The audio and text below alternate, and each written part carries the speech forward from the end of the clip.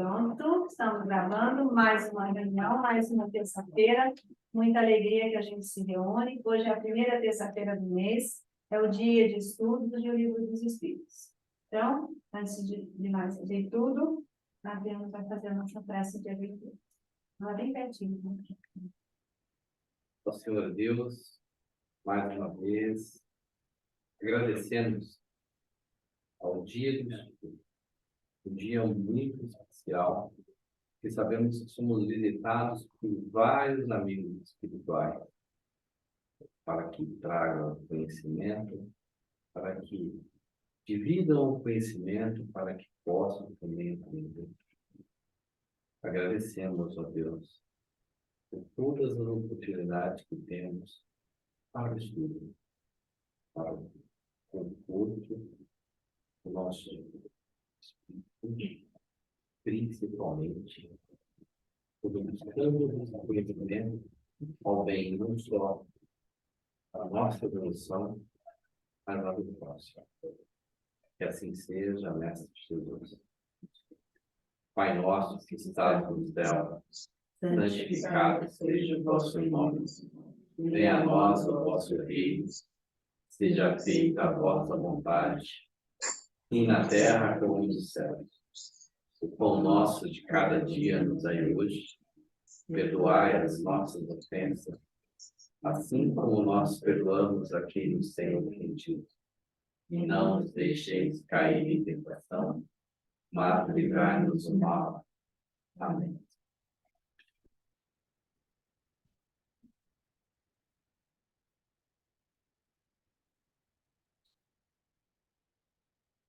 Bem, nós estamos no Livro dos Espíritos. O capítulo que nós estamos estudando já há vários meses é o 7º, que fala sobre retorno à vida corporal. E hoje nós vamos começar no item 2, que fala sobre a união da alma com o corpo, e devagarinho o outro item, aborto. Enfim, nós vamos estudar isso, e os Espíritos estão nos ensinando como que acontece a união da alma com o corpo, a partir de quando. E hoje, como vocês sabem, né, nós temos esse mesmo estudo, a mesma questão, logo no começo aqui presencialmente, e nós ficamos conversando bastante, houve várias intervenções e questões e observações, e nós ficamos só com 2 questões. Então, nós vamos procurar lidar com essas 2 questões para a gente manter sempre no mesmo nível, tá bom? Então, a questão 344 é a seguinte: em que momento a alma se une ao corpo? E os espíritos responderam: a união começa na Opa, eu estou falando. Está ouvindo agora? Melhorou, né? Está ouvindo, pessoal? Vocês estão ouvindo? Tá. Vocês ouviram antes o que eu disse, não? Também. Tá? Então, acho que não vou deixar nada. Mas, enfim. Então, a questão é: em que momento a alma se une ao corpo?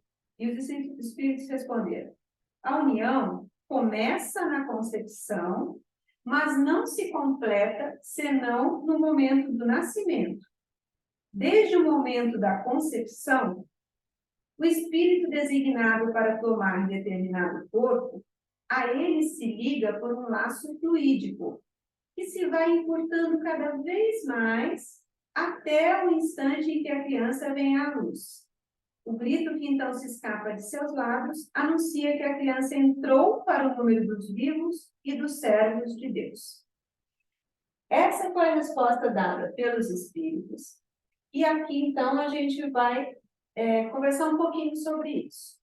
Então, a gente sabe que este livro ele foi publicado em 1857, os espíritos deram as respostas e, naturalmente, que eles foram dando também as respostas, sempre pensando em toda aquela evolução das pessoas naquela época, né? Por que eu estou dizendo isso?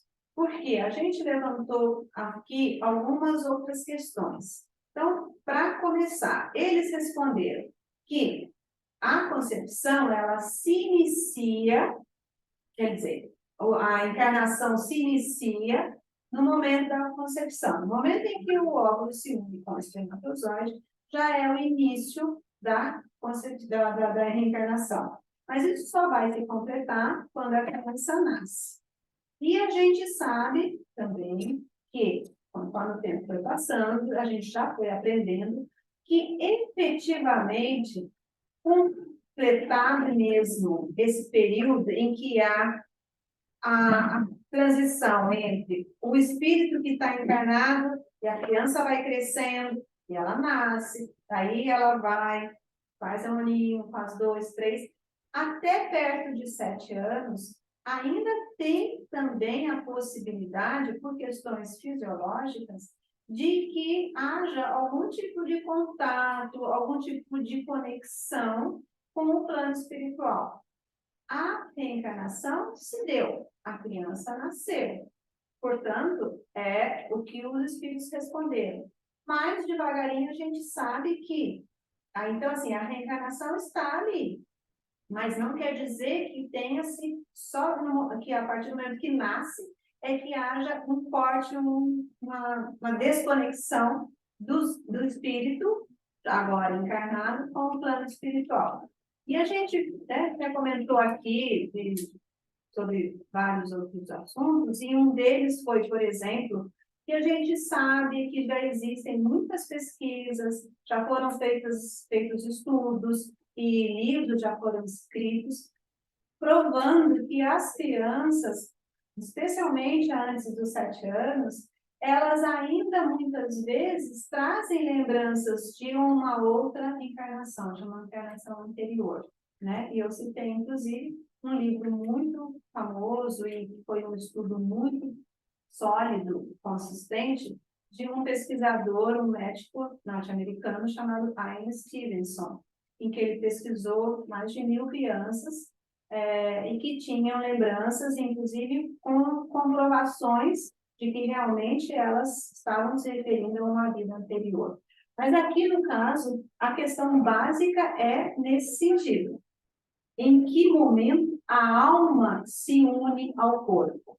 E aqui, nesse caso, a resposta dos espíritos foi nesse sentido. A união dessa alma começa no momento da concepção, existe uma conexão no laço fluídico que vai se estreitando até o momento do nascimento. Então, a alma está unida ao corpo, né? E aí, a encarnação vai ter início nesse sentido. Fala aí, Adriana. A gente levantou a questão, quando o espírito, hoje, questão de fazer inseminação artificial, né? As pessoas colocam, fecundam vários óvulos, até o Ale, que estuda com a gente, perguntou, pô, mas nesse caso,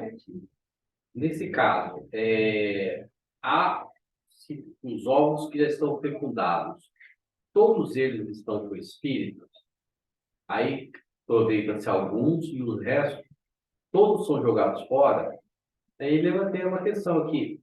Hoje, principalmente com a questão da evolução da medicina, o espírito, praticamente, ele só vai se conectar ao óvulo quando já está no ventre materno. Então, a gente pode trazer uma questão que a concepção, na época que Kardec colocou isso, era feita já no ventre materno, né? Hoje é feita em laboratório a questão da inseminação, mas a vida em si começa a crescer de forma independente dentro do ventre. Então, a concepção, a união do espírito ao ovo só acontece dentro do ventre. Então, aquele material que é coletado é material, né? Não é vida ainda é material. Que é descartado, não tem espírito. Sim, aqueles que são ali, que estão no ventre materno. 1, 2 ou 3, ou um só, que às vezes coloca 3 e vinga-se um. Então, porque realmente só tinha um espírito para encarnar. naquela família. Então, ou um, ou dois, então, são situações que acontecem. Um outro caso que foi, que eu esqueci, acabei esquecendo de falar, que me chamou muita atenção, uma senhora que eu atendi, que ela fez a inseminação, ela colocou três, e os três vingaram. Gêmeos. Só que ela não tinha espaço. Então, Corporal. teve que escolher um. Nossa. Aí ela teve que tirar. Só que depois de muito tempo que eu atendi, ela deu uma comunicação. E ela, o espírito, ainda dela, época de as duas filhas, devia ter uns, era uma menina e um menino, devia ter uns 7 para 8 anos. Então, o espírito questionou: por que você não escolheu? Por que você não tirou? Escolheu para ser tirado, aquele que tinha sido Sim. tirado. Aquele que havia sido tirado. Então, ele ainda estava conectado à mãe. Porque Magoado. preso e assim, mas não com raiva, triste. Triste por ter sido, para ele ter excluído isso. E ele observava o amor que era dado para o irmão, para a irmã, e ele não tinha nada. Sentiu rejeição. Né? Total rejeição. E com isso, a mãe, ela tinha um problema na bexiga, como o médico sempre achava que ela estava como se forçasse a bexiga dela. Então tinha um peso que ela sempre tinha incontinência urinária. Tinha feito cirurgia, aí depois desse processo que foi feito, depois dessa captação, o espírito pediu, não, foi feito, ela teve que vir aqui no centro, foi feito um trabalho, o Trevando colocou de volta o espírito, colocou dentro de forma uterina o espírito, ficou o processo de gestação por alguns meses, e aí depois ela sentiu como se fosse um nascimento, ela sentiu dor, cólica, e aí foi. Então, enquanto o espírito, ali estavam os três conectados, então tinha havido três espíritos. Então, é uma situação que foi bem forte. Ficou claro, pessoal? Alguém... Ah lá, Maria Clara, você pode liberar seu microfone, Maria Clara. Qualquer pessoa, se quiser se manifestar, pode liberar o próprio microfone, tá? Tá o comando aí, cada um pode se liberar o seu próprio som. Oi, eu quero observar o seguinte, estão me ouvindo? Sim, sim. Então, né? Quando esse laço fluídico, para mim, aqui, é aquele que continua existindo, que é o cordão de prata, o famoso cordão de prata, porque ele continua fazendo essa conexão do corpo físico, né, ao perispírito, que é o perispírito que se sai do corpo, quando já está o adulto, ele sai, na hora de dormir ele sai. Então, esse laço, para mim, é esse cordão. Eu entendo assim. E eu acredito que... Eu visualizo a ideia assim. Há a concepção, tá? Só que o espírito mesmo, que ele está lá, que vai reencarnar, o reencarnante, ele não está ali ainda ungido, ele está, como eu diria, como se ele tivesse um paralelo através desse cordão, e até que se crie o corpo material, tá? Enquanto que esse corpo ele está sendo moldado segundo no mesmo instante do perispírito do reencarnante. Então, há um processo de adaptação e crescimento uníssono entre ambos, de preparação. Por isso que eu acho mesmo que só termina, só está completo, de fato, quando no nascimento, porque aí sim ele está completo em si mesmo, mas esse cordão, ele entre aspas, né, porque simbolizado pelo cordão ligado com a mãe, mas ele continua existindo quando a gente sai do corpo, ao dormir. pelo menos essa é a ideia que eu faço do que como é que funciona essa encarnação, essa união ao corpo do espírito. Não sei, de repente outras pessoas podem ter outra ideia, porque ninguém me disse exatamente como, só disse que é assim. Mas não coloca, porque, veja bem, é um espírito, é um espírito que já está completo em si mesmo, ele é diminuído, e para ele voltar a ter um corpo material. Então, ele tem também o seu perispírito, então há aí uma acomodação, porque nós sabemos que o perispírito é o molde para criar o corpo físico. Então, aquela, para mim, então vai transferindo essa informação através do DNA, claro, né? Utilizando o DNA, vai passando essa informação e a genética vai se produzindo o corpo físico. Mas o molde está de acordo com o que está registrado lá no perispírito. Não sei, pode ser que eu esteja alucinando. Pelo que a gente já estudou, Maria Clara, a gente já viu antes que o planejamento em relação às características físicas da pessoa, isso já é feito antes do processo, todo o trabalho de planejamento. Então, inclusive, o fato de nascer naquela família, daqueles pais, é porque toda a questão da genética já foi definida ali. Então, no plano astral, já ficou definido, já ficou estabelecido. O que acontece? O espírito, ele tem um processo de preparação e ele está lá, e é tanto que a gente já leu na literatura espírita, nos livros do Chico Xavier, ele faz isso, André Luiz conta para nós, que o espírito ele vai entrando num processo de adormecimento, que é o que a gente vai ter depois, né? E isso vai se completando conforme aquele serzinho, como matéria, está crescendo no ventre da mãe. A questão específica aqui era com relação quando que ocorre a união da alma, né? Ou seja, do espírito, com aquele corpinho que está sendo formado. E eles dizem exatamente o que você colocou de uma forma geral, eu também entendo. Existe uma conexão, um laço fluídico, não dá aqui para a gente saber exatamente se é o cordão de prata, mas, enfim, é uma possibilidade. Então, essa conexão existe e ela vai se estreitando, né, de tal forma em que ocorre, na mesma sequência em que vai ocorrendo a formação do embrião, depois o feto, depois o bebê, até nascer. O que a pergunta trouxe aqui é em que momento ocorre a união dessa alma, desse espírito, com esse corpo material?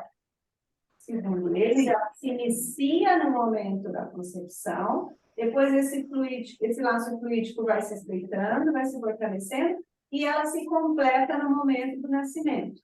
O que a gente conversou e, né, confabulou aqui foi com relação a, por exemplo, ao fato, né, foi levantado pelo Alexandre, a ideia de que, como hoje em dia existem as fecundações in vitro, então a união do espermatozoide com o óvulo ficou na questão, bom, então em cada união do espermatozoide com o óvulo, aquele ovo que foi formado já é conexão com algum espírito, segundo o que a gente também conversou aqui, confabulou.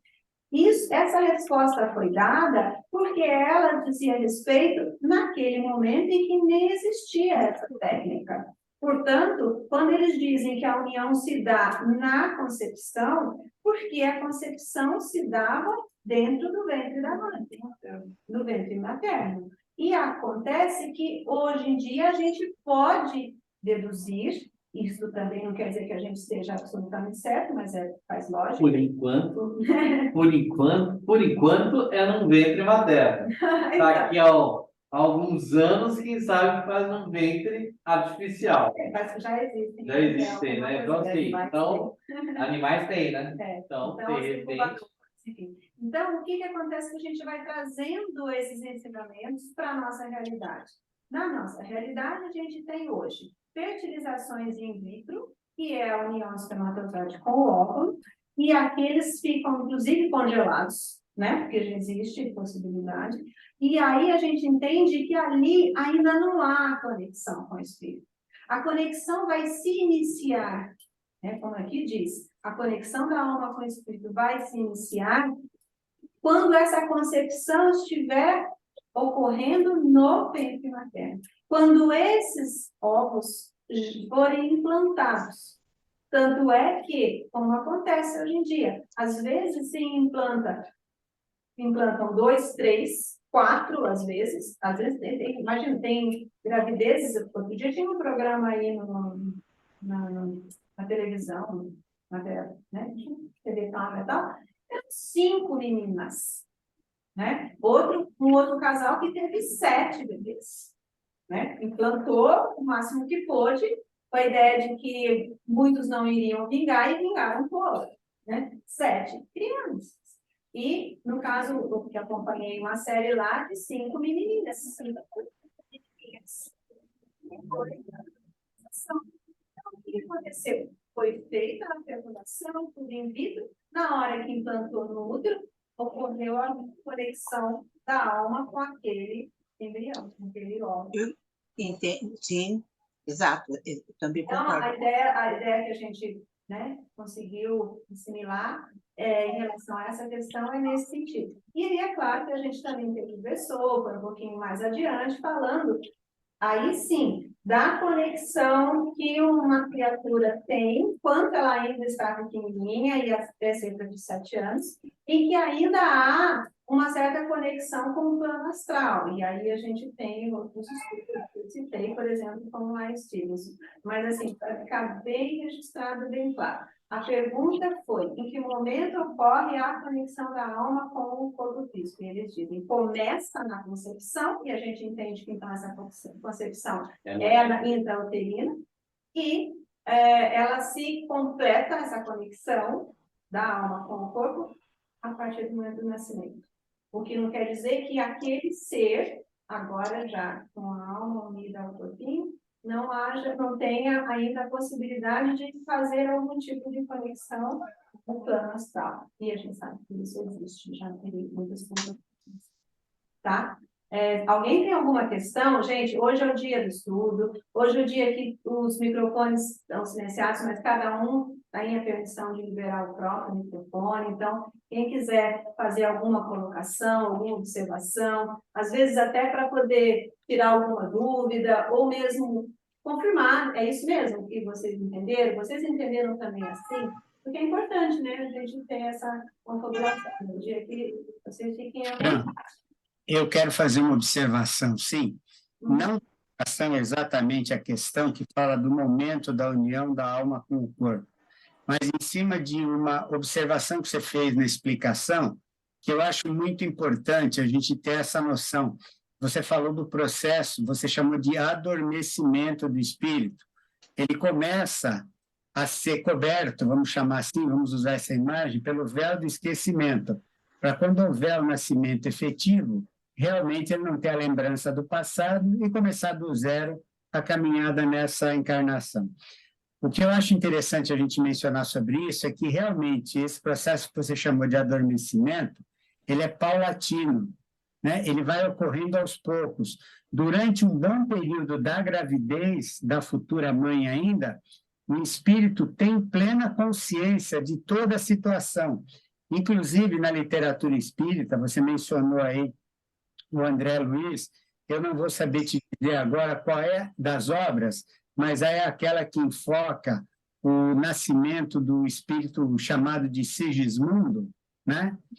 Que o Sigismundo tinha muito medo de ter naquela família em função dos problemas de vida passada que ele tinha com o futuro pai. Os pais aceitaram, o outro pai o aceitou no momento do planejamento, mas havia uma diferença entre eles muito grande. Então, o temor dele de realmente vir a encarnar em função desses problemas passados com o pai. E isso é narrado por um bom período ainda da gravidez. Realmente é só na parte final mesmo, quando você está chegando próximo ao momento do nascimento, é que o esquecimento, o véu do esquecimento, vamos dizer, que cubra inteiramente, né, aquele ser que vai encarnar, e ele realmente deixa de ter noção. Durante a gravidez, por um bom tempo, ele ainda continua tendo noção, e isso lhe traz muitas vezes alegria e muitas vezes sofrimento. É o caso desse Sigismundo narrado lá num dos livros do André Luiz. Só fazer essa observação, que não está diretamente relacionado com a pergunta, mas tem a ver com esse assunto e parece importante. Não, acho absolutamente pertinente, Nicola, porque isso faz, inclusive, a conexão com o que eu disse. Há essa união da alma com o corpo, e aí isso se consolida no momento do nascimento.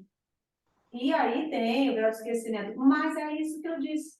Ainda é possível haver algum tipo de conexão, esse véu do esquecimento, ele não é tão denso assim, tão fosco assim, talvez seja um véu mais transparente, tanto é que há muitos casos de crianças que ainda até perto dos 7 anos, que se lembram e têm recordações muito vívidas de vidas anteriores, né? E isso que você disse com relação ao fato de que o espírito realmente não se consolida nesse adormecimento durante a gestação, porque a questão seguinte vai falar exatamente sobre esse ponto. Olha, então a questão 345, ela é perguntada assim: a união entre o espírito e o corpo é definitiva desde o momento da concepção? Durante esse primeiro período, o espírito poderia renunciar a tomar o corpo que lhe foi designado? E os espíritos responderam: a união é definitiva no sentido de que outro espírito não poderia substituir aquele que foi designado para o corpo. Mas, como os laços que o prendem são muito frágeis, fáceis de romper, podem ser rompidos pela vontade do espírito que recua perante a prova escolhida. Nesse caso, a criança não vinga. Então, essa questão aqui traz a explicação relativa a muitos abortos. Pode ser, né? Também não é totalmente determinado. Mas é possível que isso aqui explique alguns casos de abortos espontâneos. Quando o próprio espírito, ainda tendo consciência, ele recua diante daquela prova, então ele recua, ele se afasta. E aí ocorre o aborto espontâneo, a gestação não vinga, não tem o nascimento. Então, não ocorre a consolidação da alma com o corpo para o nascimento. E isso pode ocorrer, inclusive, em diferentes fases da gestação. É fato, né? Então, a gente não sabe. Não quer dizer, não estamos dizendo aqui, que todo caso de aborto espontâneo é porque o espírito recuou ante a prova que tinha sido escolhida, ante o planejamento que tinha sido feito, ante a tudo que ele tinha noção do que iria ser a vida dele. Não é isso. Não. Nós não temos como, a doutrina espírita não faz isso. De, é por isso. É por isso. Ah, está fazendo isso porque está pagando aquilo. Não, Não. é bem assim. É uma possibilidade. E outra, né? Até como a gente percebeu hoje no estudo que aonde tem a união do espírito com o ovo, a concepção, né? Não é no ventre. Então, assim, não é só na união do esperma e do óvulo. Então, não dá para a gente cravar, né? A espiritualidade, ela nos traz sempre conforto. É lógico, os pais que perdem uma gestação há 3 meses, já toma-se um baque, toma-se doído. Toma-se com 4 meses, 5 meses, ou a criança nasce por algum problema, 9 meses, e ela vem a falecer, é muito difícil. A criança que morre dentro do morre dentro do está útero. formadinha, morre. Perfeito. Então, assim, fica lá, a mãe está achando que a criança está viva e não tem mais nada. Então, assim, não tem mais vida, né? Então, imagine a prova, né? Cada caso é uma situação onde o casal precisava ir lá, mas o casal precisava sofrer. Não necessariamente, mas tem situações que, quando se perde um filho, o casal separa. Que é aonde era para ter a união, o casal, na questão, muitas vezes, de um culpar o outro, ou não suportar aquela dor, ele me afasta de tudo. Então, aquela situação poderia ser um teste para o casal. Que ali, se eles conseguissem empatar, o filho viria de forma, poderia, é uma hipótese, trabalhando com as situações. Então, assim, cada caso é um caso, literalmente, né? É uma situação diferenciada. Por isso, não dá para, ó, é uma história diferente. Não dá para, aconteceu isso, é igual a isso. Aconteceu aquilo, é igual a aquilo. Não dá. E detalhe, né? Há milhões de espíritos, cada um com uma história, cada um com um processo de aprendizado, cada um num tempo de evolução. Então, o planeta Terra vem passando por essas situações, né? Nós já temos várias histórias, cara. Um espírito já tem uma pancada de histórias, já tem uma pancada de aprendizado para ter. Imagina o universo, né? Essa questão, o planeta Terra, quantas histórias de crescimento, de evolução temos nesse processo nesse período curto, que eu diria que é o período da formação, que seria no máximo 7 meses, a criança está formada. Perfeito.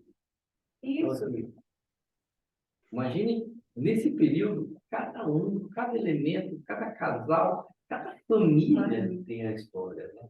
Cada família, porque, o primeiro filho, mas de repente é o segundo filho, o terceiro, o filho está ali, sofre junto, perde o irmãozinho, tem toda uma situação, né? Então, e detalhe, né? Sempre o que prevalece é o aprendizado do amor. Por exemplo, casais, poxa, então, como era esse amor? Não era tão forte.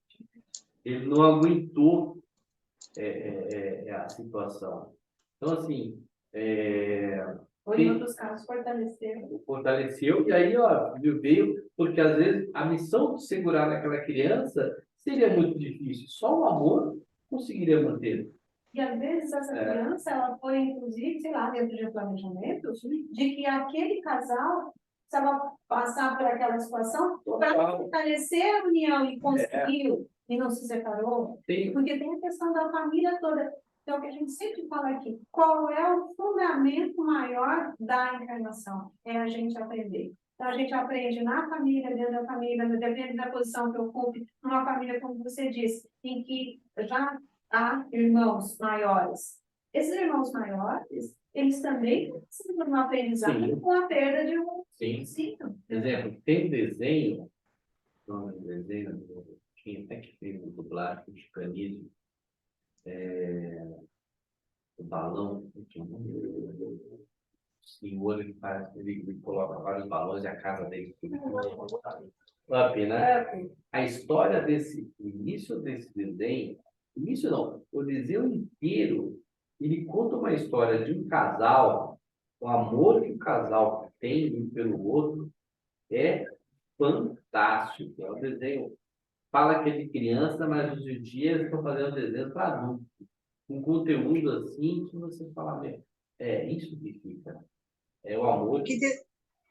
E a gente. Escreve UP. E a gente falou aqui mais cedo a respeito dessas questões. Isso não é um castigo. A gente não pode entender isso como um castigo, mas sim como as provas. E o nosso amigo Alexandre também disse uma frase muito bonita, que ele não se lembrou, né, quem seria o autor, então a gente vai desculpa por não citar, mas se alguém souber, compartilha, por favor, que é uma frase mais ou menos assim, que muitas vezes quem está na trincheira com você na guerra vale muito mais do que a própria guerra. Que é exatamente isso, tudo é aprendizado. Exato. Então, às vezes, o que a gente pode olhar, estando de fora como uma tragédia, é a possibilidade do aprendizado para aquela família, para o próprio espírito, que muitas vezes, né, em outra encarnação, foi um algoz ou foi um inimigo, mas que olha aquela família tão condoída pela perda, tão dilacerada, e fala, mas eu achei que eles me odiassem, na verdade eles me amavam, eles me amam, e aí começa tudo. Enfim, é uma gama de situações que não nem nos cabe aqui, né, discutir quais seriam. Mas a gente tem que discutir, e isso a gente falou mais cedo, discutir o geral, né, que é o ensinamento de Deus, são as leis, é esse respeito, né? Por isso o respeito para com a concepção, o que é ensinado naquele tempo, e aí com a evolução da ciência, do homem, algumas questões vão surgindo, mas a gente pode perceber que o pilar central permanece. Então, tudo bem, pode ter hoje a questão da fertilização, né? Mas a concepção continua ali, né? Ou a criação, porque hoje a gente ainda não tem. E a finalidade, né? E a finalidade, né? Que é o aprender, que é o compartilhar. Então, acho que é isso que fica. E fica para nós essas duas questões, que o respeito pela trajetória de um novo ser. Que não é novo, né? Só novo ali naquela roupagem, né? De encarnação, mas o respeito por essa trajetória, o respeito e o amor por nós podermos fazer parte daquela trajetória também. E isso vai complementando, né? E vai fazendo com que a gente tenha mais respeito por aquele momento. São 9 meses em situações normais, né? Para o corpo se formar, o espírito também está passando por essa formação em paralelo, né? Para que ele possa novamente ter essa trajetória. O fundamento de tudo, né? A gente está aqui para aprender. Então, há aprendizado em toda e qualquer situação. Né? Todos os atos. Em todos os atos. E o aprendizado, como disse o Adriano, tem Atos da vida. absolutamente como fulcro, como fundamento, o amor. Né? Então, a gente aprender a dar valor na vida, a dar valor na encarnação, a respeitar todo e qualquer momento e todas as pessoas. Que a gente não caia para o determinismo de apontar as coisas, mas a gente vai trazendo, sim, para dentro da gente mais consciência, mais aprendizado e a valorização da vida que a gente tem, a oportunidade que a gente tem de estar aqui. Né? Eu acho que essa é uma ideia bem interessante para a gente ficar com ela. Alguém tem alguma observação a mais? Alguma questão? Algum questionamento? Não? Então, acho que a gente podia pegar nossa água, né? E fazer nossa oração.